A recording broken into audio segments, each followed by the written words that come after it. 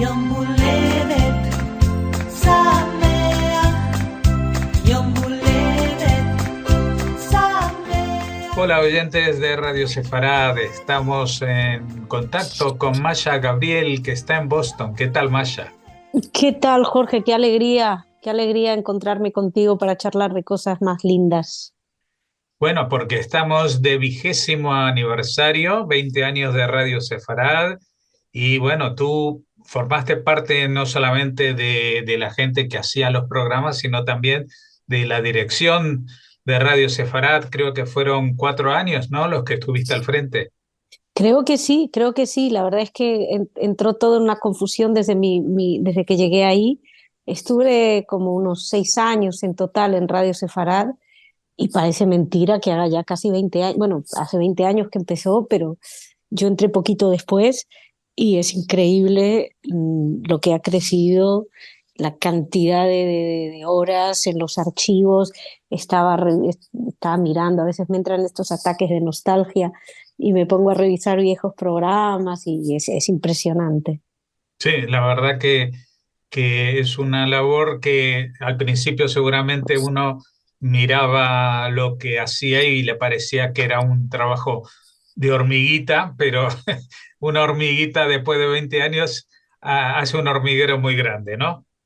Sí, sabes que yo creo que no éramos tan conscientes de lo que estábamos haciendo, por lo menos yo llegué, ya había empezado la radio, hacía poco, pero y Soli Volodarsky, que era el espíritu detrás de la radio, yo no sé ni siquiera, él era un hombre muy franco, muy combativo, muy divertido también, muy poético a la vez, y una persona que a lo mejor él tenía más esa visión global, pero personalmente yo estaba haciendo un trabajo y no me daba cuenta de la dimensión que ha llegado a tener, ¿no? Y yo recuerdo cuando tú empezaste a trabajar, una de las cosas que decías, cuando yo estaba dirigiendo y que tú me decías, estamos construyendo el archivo sonoro más grande del mundo de cultura judía en español.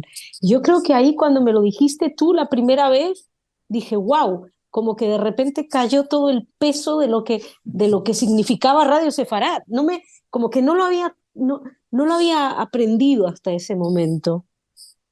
Sí, porque una de las cosas que a mí me impactó fue que había mucha gente que había puesto mucho de sí y no se daban cuenta del alcance que esto tenía de cara al futuro. Por ejemplo, una de las cuestiones que resultó ser por cuestiones tecnológicas de la época, que era impensable poner una estación de radio como las que había en aquella época, analógicas, que incluso gastando muchísimo dinero, pues tenías al alcance de un barrio de Madrid o como mucho de una ciudad, ¿no?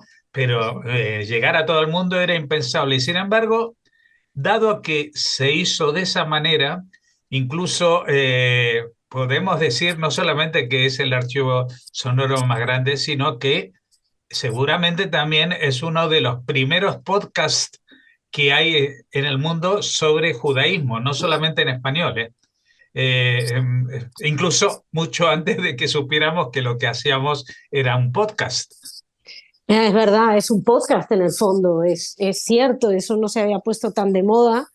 Sí, yo creo que, y hablo a título personal, yo pensaba que lo ideal era pasar al analógico y esto me demuestra lo anticuada que estaba yo ya en aquella época cuando la modernidad pasaba eh, o ha pasado a ser lo que se inició, ¿no? Con Radio Sefarad, eso que dices son podcasts, no se hablaba de podcast, pero, pero ahora mismo es como una casa de podcast inmensa. Claro, y aparte esto, yo creo que una de las primeras sorpresas que tuvieron incluso Soli, que venía evidentemente del mundo analógico, ya era una persona mayor, había trabajado en radio, en televisión, en teatro, en tantísimos lugares, pero este mundo digital le resultaba al principio un poco extraño e incomprensible, y una de las primeras sorpresas yo creo que se llevaron la gente de Radio Sefarad es cuando le escribían oyentes desde Chile, desde México o desde cualquier lugar del mundo. Y uno decía, pero esto lo hicimos para la gente de aquí. ¿Y cómo es que ahora resulta que tenemos tantos oyentes fuera? En realidad, desde hace muchos años tenemos más oyentes fuera que dentro. No me digas, ahora hay más oyentes afuera que adentro. Desde hace muchos años. Mm, Eh, sí.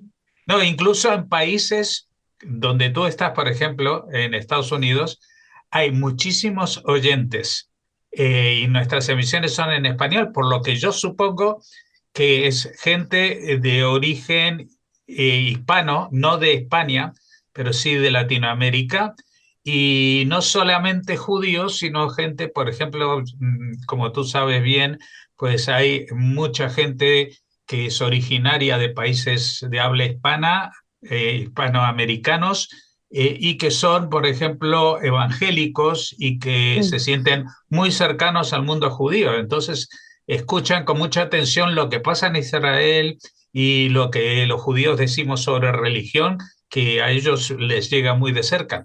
Este es un aspecto más, ¿no? Incluso yo mismo cuando empecé en la radio, perdón que me meto a hablar también, pero a mí me llama la atención de que cuando hacían los programas, por ejemplo, de música klezmer y trataba de que me manden las grabaciones o los discos, los grupos, pues me decían, pero ¿hay judíos en España? Y esto me lo preguntaban ya en el siglo XXI, ¿eh? Y no, y no era gente que no supiera nada de judaísmo, pero incluso en Estados Unidos había mucha gente que no tenía noticia de que había una comunidad, no es que seamos tan grandes, pero una comunidad capaz de organizar algo como Radio Sefarad, ¿no? Yo es que creo que Radio Sefarad en ese sentido vino a cumplir una labor no solamente cultural, etcétera, pero casi sociológica también, de venir a dar lo que estás diciendo, ¿no? De venir a dar a conocer un, un, una población española que hasta ese momento o había sido muy ignorada, o por lo menos, digo, a nivel exterior, lo que tú dices, ¿no? De, pero hay judíos. Porque, por ejemplo, estaba Radio High, que es anterior a Radio Sefarad en la Argentina, pero como que en la Argentina uno aceptaba que hubiera una cantidad de judíos suficientemente relevante como para que haya una radio judía, ¿no? Y de repente, bueno, no. Pero España es lo que dices, era como esa sensación de que el judío no era inexistente. Y yo creo que aquí se mezclaron, a lo mejor, no sé, estoy opinando, yo no sabía que ahora era la mayoría de la audiencia estaba fuera de España, pero yo creo que reúne muchas condiciones. Quiero decir, España también es un país muy atractivo en muchos aspectos. Uno quiere saber acerca de España. Y, y la mezcla de esa atracción por la cultura también un poco más sefardí, en el sentido judío española, yo creo que aporta mucho interés. Yo he conocido también aquí a gente que han ido a España a visitar juderías o han hecho visitas guiadas en Toledo, no sé qué, con lo cual yo sí creo que hay una especie de interés, no sé si histórico, cultural, y como dices, algunas de estas personas que han ido, por ejemplo, conocí una familia que había ido a Toledo y no eran judíos siquiera, pero les interesaba porque había una especie de cosa como, no sé, como folclórica, no lo sé explicar, lo veían como algo muy interesante, como, y eso que aquí también todavía te encuentras gente que no te hace la diferencia entre México o España, ¿no? Pero sin embargo sí que les interesa ir a descubrir Toledo. En fin, no, pero vamos, sí creo que venía, que es lo que decíamos, ¿no? Que había un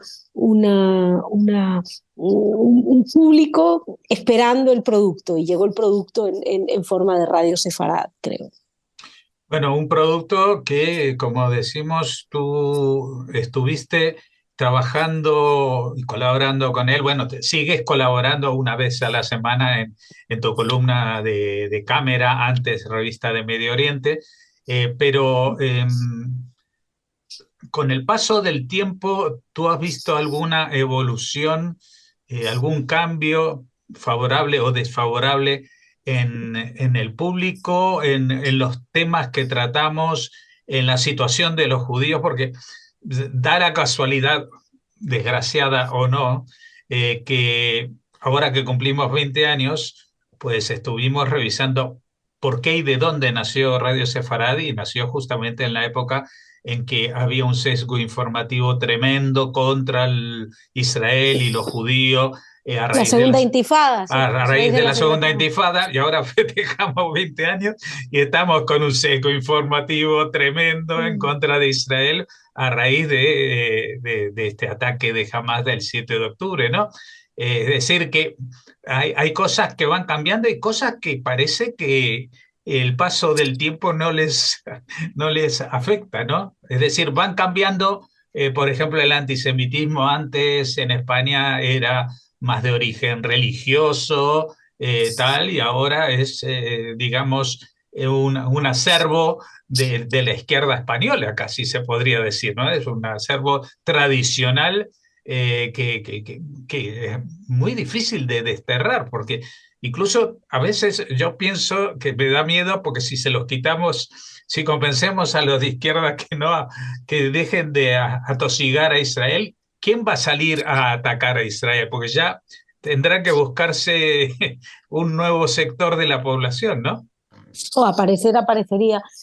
¿Sabes qué? Estaba ahora escuchándote lo que estabas diciendo y yo no sé si respecto al cambio de la radio en sí, que yo le veo una cierta, digamos, solidez o coherencia en sí misma, ¿no? Yo creo que siempre ha tenido un aspecto, por una cuestión técnica, porque no hay un directo, siempre el perfil cultural ha estado un poco más, más subrayado. Yo, sin embargo, tenía más un perfil más dentro de lo político, o tenía más los programas de política, etcétera. Y es verdad que había una necesidad de responder a los bulos segunda intifada, y ahora hay que responder a otro tipo de bulos. Pero respecto a la cuestión de la izquierda, yo recuerdo que había una serie de ventanas o de programas que estaban abiertas a esa izquierda en Radio Sefarad. Y no creo que se hayan cerrado, es simplemente que ha dejado de haber interés por parte de esa izquierda de venir a plantear su visión. Digamos que se han ido... yo creo que, para empezar, yo creo que es un error hablar de izquierdas y derechas en términos de antisemitismo. Yo creo que estamos hablando de algo que es transversal.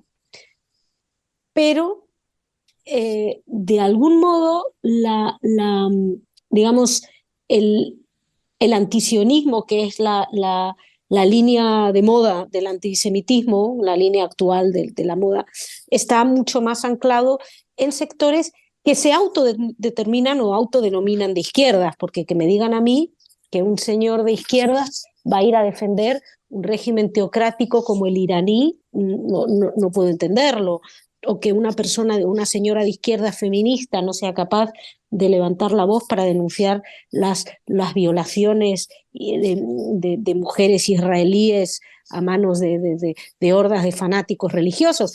Ahí, o sea, con lo cual yo creo que hay una traición de esos sectores a sus propios valores. Y creo que gente que ha traicionado a sus propios valores y que es cada vez más evidente, en aquella época o al principio había muchas más voces dentro de los, voy a hablar claramente, dentro del Partido Socialista, había voces claras y concisas que se levantaban en contra del antisemitismo.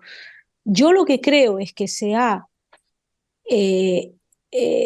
creado una brecha tan grande dentro de la propia sociedad española, perdón. Creo que es algo global en muchos aspectos, pero en España específicamente, donde ves un partido, y lamento meterme en algo político porque lo evito, pero donde ves un partido como el Partido Socialista, o sea, como lo que viene a ser la socialdemocracia, dentro de la cual puede haber gente anti-israelí, pero no cabría el antisemitismo que se está viendo hoy en día, porque no hay voces dentro de la propia izquierda capaces de poner en duda ese dogma que pesa, bueno, que sí, que tú puedes decir que el comunismo de siempre ha sido dogmático, ok, bueno, las extremas izquierdas. Pero la socialdemocracia tenía un espacio para la puesta en duda, para el debate, para la reflexión, para los críticos. Y yo creo que eso es lo que veíamos nosotros, pues no sé, en el 2006, 2007, 2008, y que ahora mismo personalmente echo en falta. Ujú. Bueno, tú estuviste al frente de la radio, pues, como decimos, estuviste todos los años vinculados al tema de la información y el análisis cercano a la política, pero estamos hablando de los años igual desde el 2005 hasta el 2011, ¿no? Más o menos son los años. Sí, Eh, sí, sí.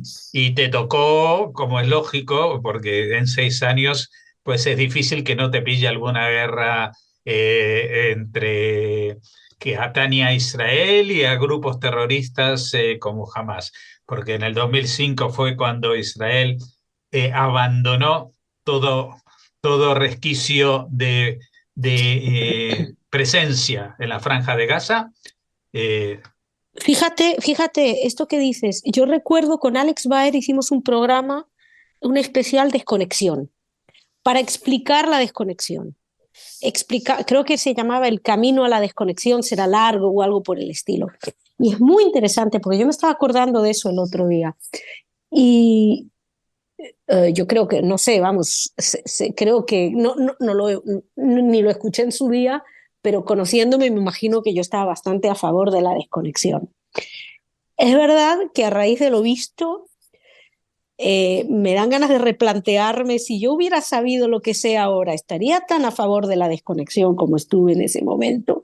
Y es muy interesante porque ahí muchas de las cosas me acuerdo que también hicimos una serie de especiales sobre el Líbano. No sé por qué la política en el Líbano, cómo se construían los países, no sé por qué habíamos hecho, no recuerdo qué había pasado, y nos tocó, por supuesto, si no me equivoco, fue plomo fundido en el 2006, el secuestro de Gilad Shalit, que lo liberaron justo poco después de que yo llegara aquí a Estados Unidos. Eh, y, y, y sí, yo creo, fíjate, para poner un punto optimista, creo que así como sigo echando en falta voces dentro del mundo judío, más, uh, y hablo del mundo judío español, porque eso sí lo tienes en Argentina, lo tienes en otro sitio, voces más vocales, más abiertas, más fuertes y más orgullosas de defender lo que defienden. Lo que sí veo ahora que había mucho menos antes es gente no necesariamente vinculada al mundo judío, capaces de hablar de terrorismo como las palabras necesarias, capaces de llamar a Hamas terrorista, capaces de entender los engranajes éticos que se mueven detrás de una guerra, de una compleja guerra como la que estamos viviendo en este momento. Es decir, sí creo que de algún modo la sociedad española se ha abierto curiosamente a más voces, y que creo que, bueno, lo de los medios puede ser catastrófico, pero a lo mejor incluso es un pelín menos catastrófico. No sé, quiero ver hoy un poquito el lado optimista. Sí, hay medios que se han perdido completamente y hay medios que son pasquines y que son pura propaganda anti-israelí, antisemita, prorrusa, etcétera, pero al mismo tiempo de repente descubres firmas que te sorprenden, capaces de hablar sin miedo y defender el derecho de los judíos a existir en su propio Estado, que es básicamente de lo que se trata. uh-huh. Sí, no estoy de acuerdo contigo, solamente quería, no sé si estás de acuerdo con el tema que el tratamiento sobre Israel en la política española no es una cuestión tanto política como partidista. Es decir, vamos a Total. ver, antes del actual presidente de España hubo presidentes del signo político contrario, y en la relación con Israel no cambió tanto la cosa. O sea, no, Bueno, Eh, el ministro de Asuntos Exteriores Margallo, que era ministro de Asuntos Exteriores con Mariano Rajoy, no tenía mucho que envidiarle a Moratinos. Que si estamos hablando de unas mismas líneas, yo me imagino que tiene que ver con una cuestión de asesores, tiene que ver con una cuestión también de un mundo en el que se han educado. y con una eh, tradición. sí, Una tradición, por ejemplo, yo lo que siempre veo es que España, sea del signo que sea quien gobierne, va con lo que hace Francia. O sea, si Francia va para un lado, por si acaso los españoles... no en este caso, no en este Bueno, en caso. este caso ya hemos visto a Macron que al principio estaba muy con Israel, pero después le salieron, se abrieron las jaulas Sí, y pero no, nunca habrás oído a Macron poner en duda cosas que sí has oído al presidente español. eso Eh, sí. no verás a Macron haciendo un espectáculo el día de la liberación de los primeros rehenes No, pero secuestrados. Pero, por ejemplo, perdón, que vuelvo, ayer Francia, bueno, estamos grabando esto el jueves, el miércoles Francia hizo un homenaje de Estado a las víctimas francesas, un homenaje muy emocionante con su himno, con su marsellesa. ¿Por qué? Porque son franceses. Yo no he visto nada con respecto a los dos ciudadanos no, españoles en España. Es decir, no. no, yo creo que en concreto en este caso España se ha alejado del motor europeo que son precisamente Francia y Alemania, y que puede haber habido críticas por parte de Macron. Bueno, Macron es, siempre lo digo y me repito, pero como decía Pinti, Francia tiene el don de quedar bien con Dios, el diablo y Christian Dior a la vez. Entonces, eso es Francia, que tiene un problema también interno que no es tanto electoral, sino como de paz interna, pero no estamos viendo en Francia lo que se ha visto en Inglaterra, por ejemplo. No, no, yo creo que aquí Francia, España se ha alejado de Francia por Y del cuestión. resto de Europa, ¿no? Porque excepto Sí, Irlanda y Bélgica. y Bélgica, que me parece que tampoco que es la Bélgica de siempre, me imagino que es circunstancial el gobierno. No, no creo que en el pasado Bélgica se haya destacado tanto por su postura anti-israelí, pero no sé. Sí, Bélgica es un caso aparte también. Bélgica tiene otros problemas. Lo que pasa es que, mira, es muy interesante una cosa que me decía un amigo mío que es abogado y que había trabajado en la Unión Europea. Una vez que estábamos hablando del término ocupación ilegal, ¿no? Pues yo le estaba preguntando, digo, bueno, una cosa, digo, estaba teniendo una conversación con un periodista que me había hecho unas preguntas que no tenía yo la respuesta y le pregunté, digo, oye, esto no sé qué. Y digo, pero digo, entonces, él lo que me venía a decir es lo que decimos, es que hay siempre hay un debate jurídico en torno a la ocupación, no es ni legal ni ilegal, hay un debate jurídico en torno a eso y depende de... Entonces yo le dije, ya, pero me dice este periodista que está en Europa, que la Unión Europea ha dicho tal. Y me dijo este amigo que trabajó en la Unión Europea, me dice, mira, en Europa todos saben que no es ilegal, todos lo saben. Lo que pasa es que no Borrell. van a decir, por supuesto, todos lo saben. Lo que pasa es que hay una cosa diferente. Mira, Borrell, a mí me parece, me encanta esto que has puesto de ejemplo de Borrell. Cuando Borrell sale hablando la última vez, ahí recibiendo el honoris causa en Valladolid, era, creo, no recuerdo dónde era. Borrell, que es una figura dentro del antiguo socialismo, supuestamente, del que supuestamente tiene que permitir la crítica, bla, bla, bla.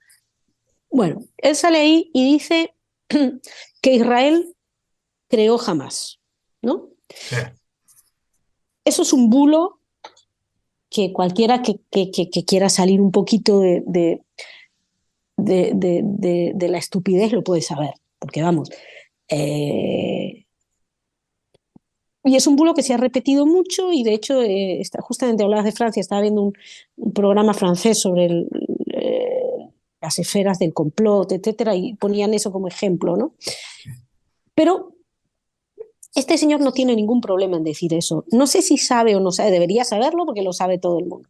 Pero él dice eso, ¿por qué? Porque está cumpliendo una labor que no tiene que ver con Israel, tiene que ver con él, con la cuestión interna española.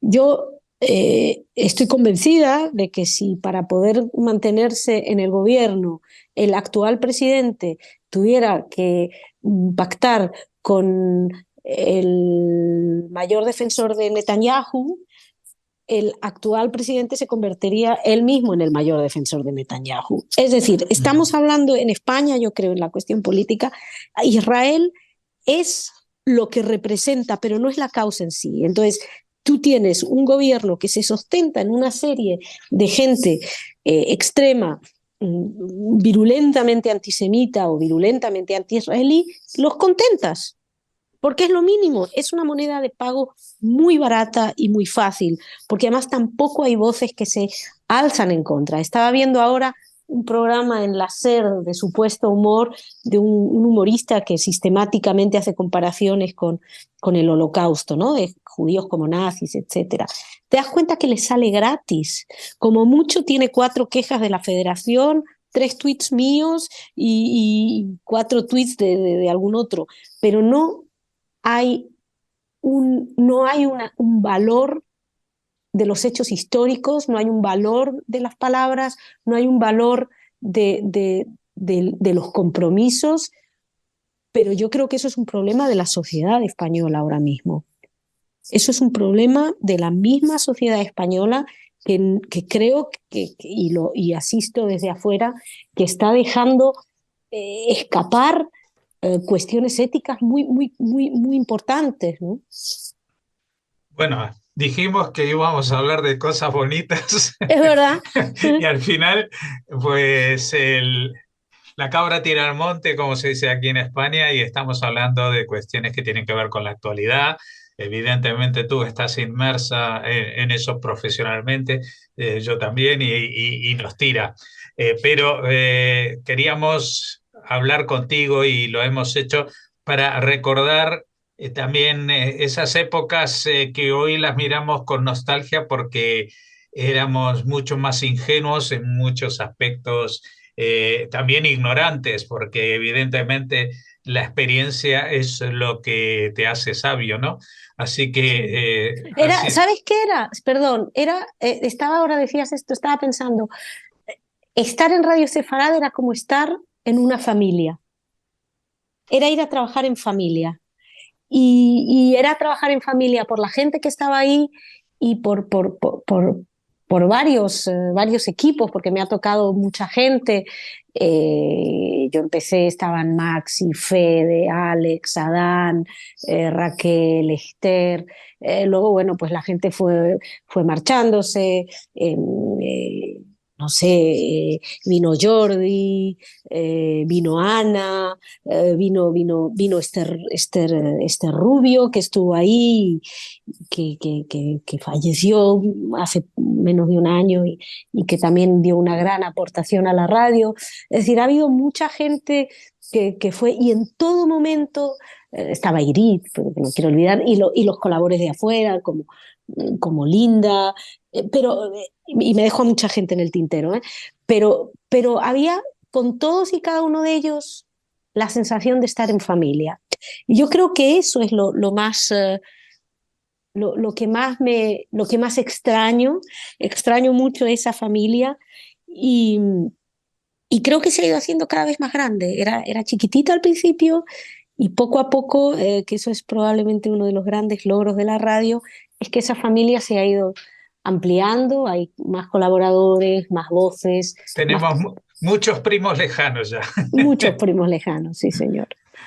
Bueno, Maya, podríamos enrollarnos a hablar de esto durante horas. Tendremos que hacerlo cuando visites el país con más tranquilidad, para recordar todos esos momentos que han contribuido a hacer esto que tenemos hoy, que no es un producto acabado, siempre ha sido un work in progress, es decir, algo que se está construyendo día a día. Lo que pasa que, como digo, al principio las hormiguitas hacíamos el trabajo y no nos dábamos cuenta de que estábamos haciendo un hormiguero tremendo, ¿no? Simplemente estábamos haciendo lo que cada día nos tocaba, pero hoy en día tenemos una maravillosa arquitectura de contacto con la gente y algo que yo ahora, dándole más vueltas a ese concepto de la mayor enciclopedia sonora, creo que es el centro de documentación sonoro más importante sobre los judíos de España. Esto sin duda. Y si alguna vez alguien le encargan de la universidad o le interesa saber qué pasaba con los judíos en España entre el año 2004 y el 2024, pues aquí tiene muchas horas para saberlo. Mejor que cualquier documento escrito, porque en la voz también se descubre la verdad. No solamente, sí, generalmente se dice que una imagen vale más que 1000 palabras, y yo creo que no es cierto.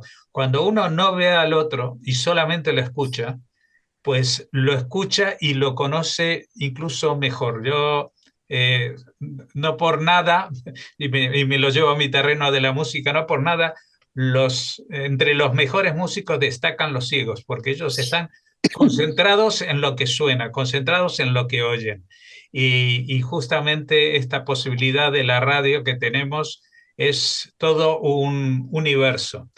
Y no quiero enrollarme más porque tengo muchas cosas y quería agradecerte todos estos años, no solamente los que has estado, los 6 años que has estado, sino los otros 12 que llevas en Estados Unidos. Madre mía, Ya qué haciendo unos barbaridad. programas semanales. Y yo creo que igual ha trabajado más fuera que dentro, ¿eh?